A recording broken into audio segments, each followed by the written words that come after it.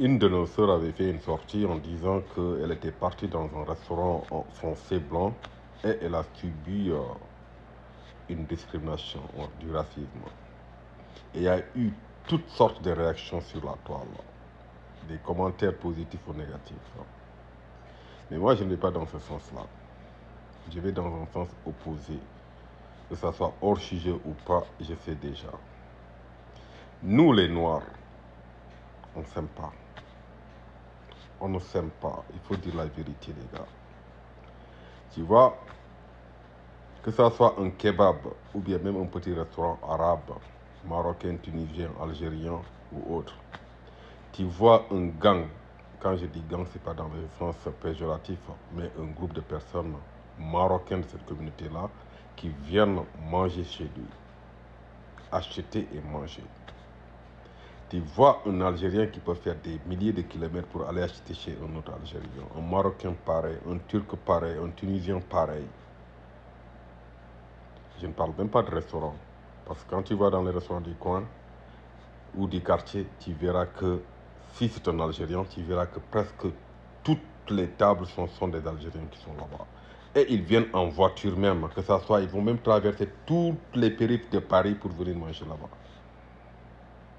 Parce qu'ils s'aiment.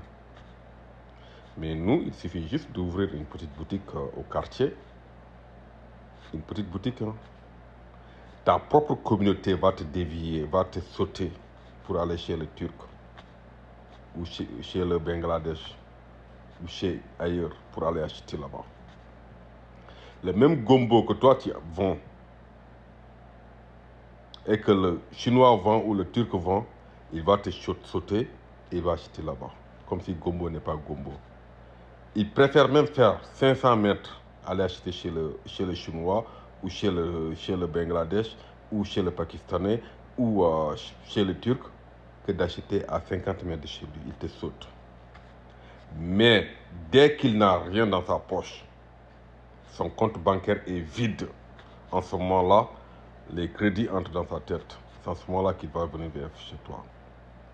Pour te dire que, ouais, mon frère ou ma soeur, franchement, j'ai besoin de ton aide. Les enfants ne sont pas allés à l'école et je n'ai rien à préparer. En ce moment-là, le crédit est là. En ce moment-là, tu es son frère. En ce moment-là, tu es sa soeur.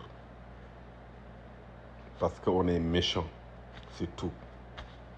Ils veulent te faire couler. Et une fois qu'ils gagnent de l'argent, ils te sautent encore.